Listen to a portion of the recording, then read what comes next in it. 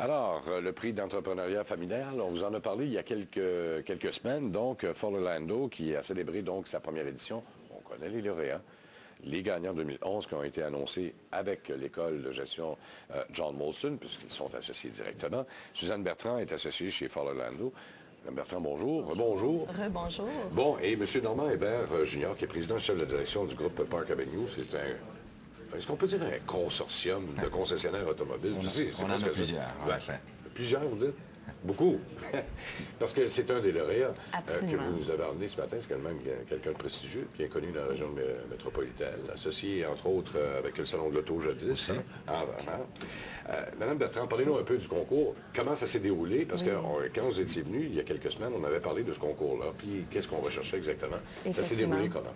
Ça s'est très bien déroulé. On est très, très heureux des candidatures qui se sont présentées, ainsi que des lauréats. Monsieur Hébert, avec le groupe Park Avenue, est lauréat dans la catégorie grande entreprise. Son entreprise s'est distinguée par sa croissance fulgurante et aussi par rapport à son plan de transition. Donc, d'une génération à l'autre, ils ont un plan très concret. Ainsi que leur dévouement à la communauté. Avant de parler avec M. Hébert, j'aimerais ça dans les autres catégories. Qui a remporté? Le centre de planification de la retraite a gagné dans la catégorie de moyenne entreprise. Ils se sont distingués, c'est un centre de planification financier. Ils se sont distingués par leur profitabilité ainsi que par leur dévouement à la communauté. Ils ont un engagement annuel de remettre plus de 1 million de dollars à la communauté, à différents organismes de bienfaisance. Donc, on trouvait que c'était une très belle contribution à la société, à la communauté, et ils ont été remerciés en ayant un lauréat. Vous me permettez de parler d'automobile un peu? Absolument. Comment ça va chez vous? Là? Comment s'est fait la transition, effectivement? Parce que c'est votre père qui était... C'est ça, qui a commencé en 59, oui. Une concession automobile. Je me suis joint à lui en 81.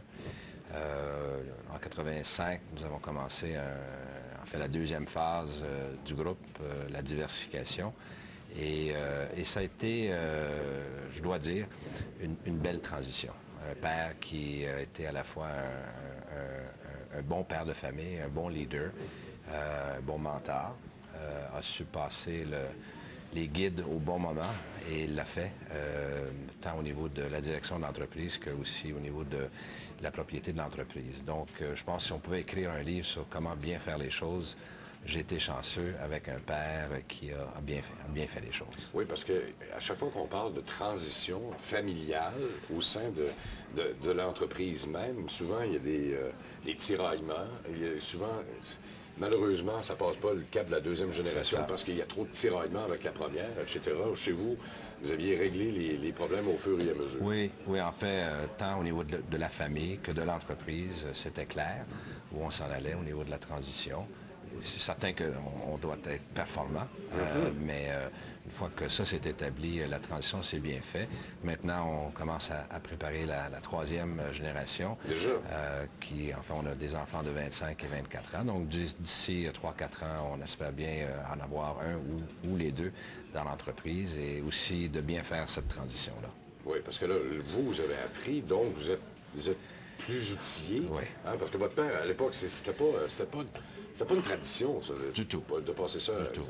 Et encore chapeau pour lui parce qu'il l'a fait de son propre chef. Maintenant, on est outillé, on a des coachs familiales, on a toutes sortes de livres qu'on peut lire pour éviter les erreurs traditionnelles. Et c'est ce qu'on fait, mon épouse et moi, pour préparer la troisième génération. Parce qu'il y a une certaine, en tout cas peut-être une complexité supplémentaire, parce que c'est pas une boucherie que vous aviez, là, c'est multi-concessionnaire. Hein? Là, vous avez des marques comme Rolls-Royce, BMW, Audi. Là, tout le monde est là, ou à peu près toutes les marques prestigieuses, Lexus, etc. Et 500 employés. En plus. Donc, des relations d'affaires, que ce soit bancaire avec les fabricants. Donc, une entreprise quand même assez complexe, 400 millions de chiffre d'affaires. Donc, oui, ça prend... faut être bien équipé. L'équipe en place, elle est exceptionnelle. Des gestionnaires. Donc, maintenant, il s'agit de continuer, je pense, la lancée de l'entreprise, le leadership que mon père et moi, j'ai tenté d'ajouter aux ingrédients de succès. Puis il y a une coupe de crisettes en plus, là, au cours il y en a toujours en affaires. Non, je comprends, mais dans le domaine de l'automobile, ça n'a pas été facile dans les dernières années. Il y a eu une grosse crise, en tout cas, en Amérique du Nord. Vous n'avez pas trop de concessions nord-américaines, là, mais on était, là, il y a eu le tsunami japonais, ça a amené d'autres problèmes. Il y a eu le problème de Toyota en plus. Je dois dire, la récession au Canada, on était épargnés. Ça a été difficile aux États-Unis, mais l'industrie automobile au Canada a bien passé l'année 2009. En fait, nous, ça a été des années records.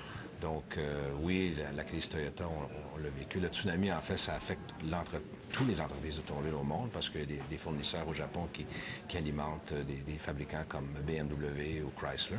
Mais encore là, c'est en train de se résolver. Puis là, que vous entrevoyez comment l'avenir? Là, vous me dites que vous préparez votre relève, mais je pense qu'il y a d'autres projets également. Peut-être qu'on aura l'occasion de s'en reparler au cours des prochaines semaines, mais la famille risque de s'agrandir, non seulement au sein de la direction, mais au sein également des différentes concessions. Là. Puis, vous n'êtes pas un projet prêt, vous? Non, là.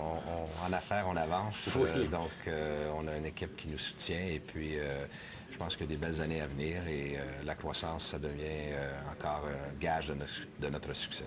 Ben, en tout cas, c'est une très, très belle entreprise. Vous méritez certainement votre prix. Et d'ailleurs, ça va se poursuivre, ça, hein, le Grand Prix. Absolument. C'était la première édition cette année.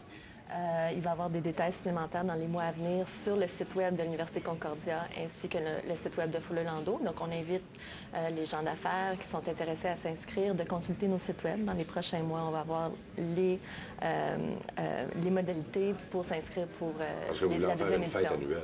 Absolument. Et on veut que ça grandisse et que ça devienne un succès annuel. Ben, Madame Bertrand, merci beaucoup encore une fois de votre visite. Merci. Et Monsieur Hébert, merci beaucoup encore et félicitations. Merci beaucoup. J'espère que le tout vous a plu. On vous souhaite une excellente journée à la trentaine et on vous dit à la prochaine. Au revoir tout le monde.